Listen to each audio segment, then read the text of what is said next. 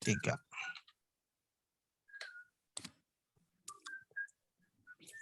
Assalamualaikum warahmatullahi wabarakatuh.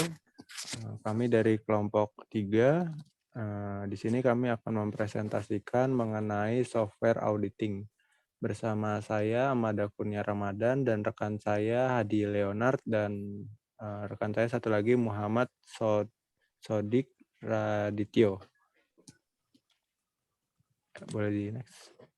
Yang pertama ini secara umum teknik audit berbantuan komputer atau TABK atau Computer Assisted Audit Technique atau CAAT adalah setiap penggunaan teknologi informasi sebagai alat bantu dalam kegiatan audit.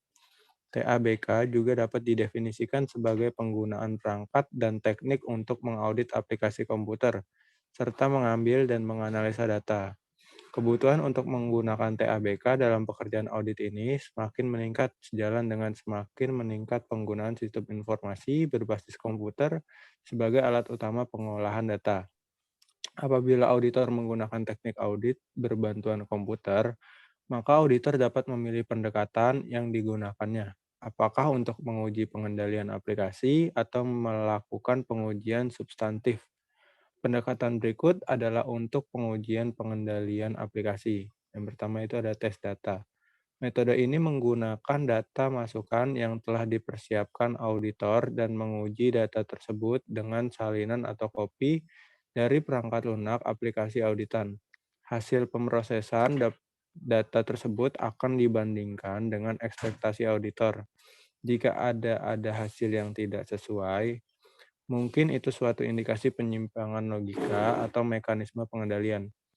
Yang kedua, Integrate Test Facility atau ITF adalah suatu pendekatan teknik terotomasi yang memungkinkan auditor menguji alur logika dan kendali suatu aplikasi pada saat operasi normal berlangsung.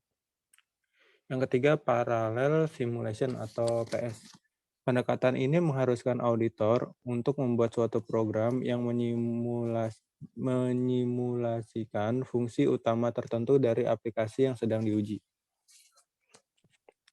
Sedangkan untuk melakukan pengujian substansi, misalnya data transaksi atau saldo perkiraan, auditor dapat memilih teknis. Terus selanjutnya ada Embed Audit Module atau FAM. Merupakan suatu teknik di mana satu atau lebih modul program tertentu dilekatkan di suatu aplikasi untuk mencatat secara tersendiri serangkaian transaksi yang telah ditentukan ke dalam file yang akan dibaca oleh auditor.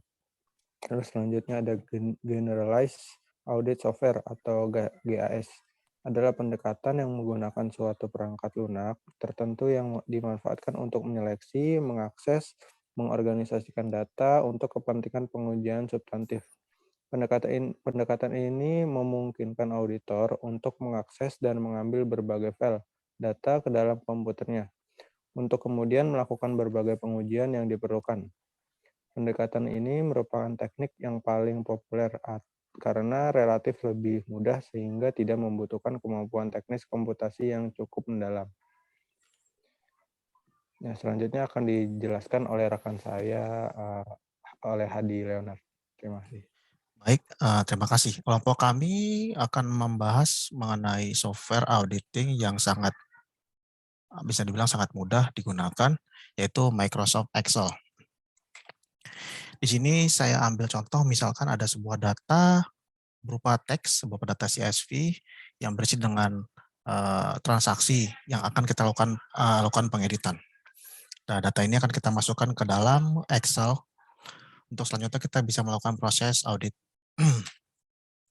Ini adalah menu yang untuk kita masukkan ke dalam Excel, di mana datanya adalah CSV, koma, maka kita akan rubah koma agar data itu bisa dibaca di dalam aplikasi software Microsoft Excel. Berikut adalah tampilan data tadi yang sudah bisa dibaca oleh software Microsoft Excel.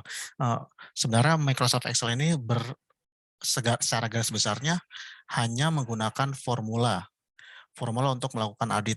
di mana data-data yang ada. Ini adalah sebuah contoh data, misalkan ada produk A dan selanjutnya harga, quantity per pack, dan ada harga belinya. Nah, kita sebagai auditor ingin mengetahui apakah quantity dengan harga itu sudah benar untuk pengeluaran order amount-nya setelah pajak gitu.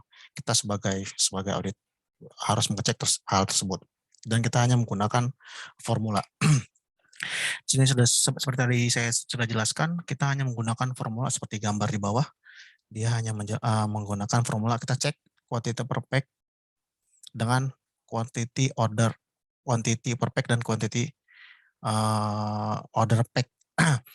Di sini kita kalikan. Ini di sini adalah quantity order pack ini adalah posisi kita data audit kita. Maka kita melakukan cek. Selanjutnya setelah dapat, maka hasilnya bisa diketahui. Untuk akhirnya kita bisa mengetahui jumlah pengeluaran kita dengan jumlah pengeluaran yang kita hitung dengan yang data sebenarnya apakah sama atau tidak. Selanjutnya terdapat ini perkalian tersebut seperti yang tadi bilang menggunakan formula. Inilah 3 data ini, data order quantity piece, order before tax, dan order setelah pajak, itu semua kita hitung. Lanjut, nah di sini kita ketemu dengan data yang ada dari data sebelumnya dengan data yang sudah kita hitung, ini ada perbedaan dengan menggunakan formula. Jadi yang berwarna merah ya Paul, ini adalah perbedaan datanya, maka di sinilah hasil audit kita ketemukan. Sebenarnya untuk menggunakan Excel ini banyak rumusan yang bisa kita gunakan. Kita bisa menggunakan juga dengan Visual Basic. Kita bisa lalu dari rumusan script Visual Basic kita bisa masukkan ke makro untuk melakukan yang tadi secara manual kita lakukan. Oke, selanjutnya kekurangan dari Microsoft Excel ini. Kekurangannya adalah yang pertama, datanya tidak bisa menampung yang cukup banyak. Yang kurang lebih total dari Excel ini sekitar 1.100.000 kurang lebih. Jadi lebih dari situ kita tidak bisa menggunakan, kita bisa menampung data lebih dari 1.100.000 tersebut. Terus yang kedua kekurangannya adalah data yang kita gunakan tidak read only. Artinya kita bisa melakukan editan, kita bisa melakukan edit di mana jika ada kesalahan dalam penulisan atau typo, misalnya itu akan mempengaruhi hasil dan akan mempengaruhi pengambilan keputusan. Baik. Selanjutnya Google Analytics akan dilanjutkan oleh Mas Sidki. Silakan Mas. Baik, terima kasih Mas Amada. Baik, di sini saya akan menjelaskan Google Analytics. Baik, Google Analytics, kita sudah tahu bahwa Google adalah platform besar tentang segala hal, apalagi juga baik dari segi, kita tahu bahwa dari search engine, tapi Google Analytics pun juga sering digunakan sebagai media untuk menganalisis sesuatu dan juga bisa digunakan untuk mengaudit. Baik, Google Analytics adalah aplikasi yang dimiliki Google yang digunakan untuk membantu dalam penggunaan statistik dan alat untuk mengoptimalkan search engine atau SEO serta untuk marketing. Selanjutnya, Mas.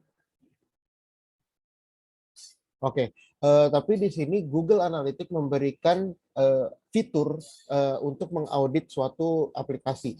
Kita tahu bahwa Google Analytics ini tidak hanya digunakan untuk berbisnis, tapi juga digunakan juga untuk audit. Salah satunya untuk ada tracking code implementation check. Jadi Google Analytics dapat men-track kode dengan tag assistant kode, akan di-track apakah ada duplikasi atau tidak dengan ID. Jadi di sini Google Analytics untuk audit di tracking code ini digunakan untuk mengindikasikan apakah ada ID yang sama atau tidak, atau ada data yang redundant atau tidak, bisa dicek dengan menggunakan Google Analytics ini. Lalu configure the admin section.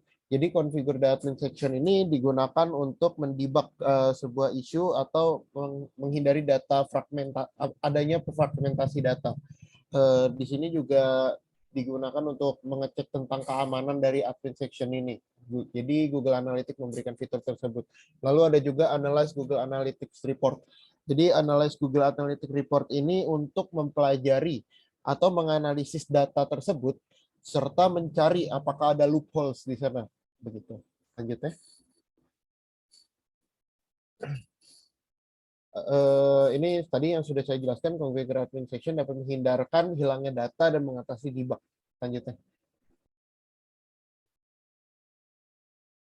Nah, ini juga untuk audit dapat menganalisis data report menggunakan aplikasi. Selanjutnya, Mas. Oke, baik. Di sini adalah halaman awal untuk mengambil aliran data. Jadi, data yang akan dianalisis akan dimasukkan dulu ke dalam Google untuk kita analisis bagaimana datanya tersebut. Jadi, halaman ini adalah halaman awal untuk memberikan data yang akan dianalisis atau diaudit. Selanjutnya. Baik, di sini adalah ringkasan laporan. Ini dashboard untuk analisis laporannya. Bagaimanapun kita mengaudit, kita harus melihat semua data tersebut, lalu kita bandingkan dengan data real yang ada untuk mengecek apakah data ini benar apa tidak. Seperti itu. Selanjutnya. Jadi halaman ini digunakan untuk membaca teknologi yang digunakan oleh pengguna. Jadi teknologi apa yang digunakan atau platform apa yang digunakan oleh para pengguna ini juga masuk ke dalam audit untuk mengecek apakah data tersebut, apakah platform tersebut, apa yang digunakan platform tersebut gitu. Lanjutnya, Mas. Nah, halaman ini untuk membaca demografi pengguna. Jadi untuk mengecek apakah siapa saja dari pengguna aplikasi ini begitu. Siapa saja yang menggunakan aplikasi ini, siapa saja yang menjadi user, itu juga sebagai bahan untuk audit. Apakah menyesuaikan target atau tidak dari pengguna. Selanjutnya. Oke, sekian saya kembalikan kepada Mas Amada untuk menutup semuanya. Terima kasih. Mas Amada. Halo. Tes. Ya. Ya, mungkin itu saja yang bisa kelompok kami sampaikan. Untuk kurang lebihnya mohon dimaafkan. Assalamualaikum warahmatullahi wabarakatuh.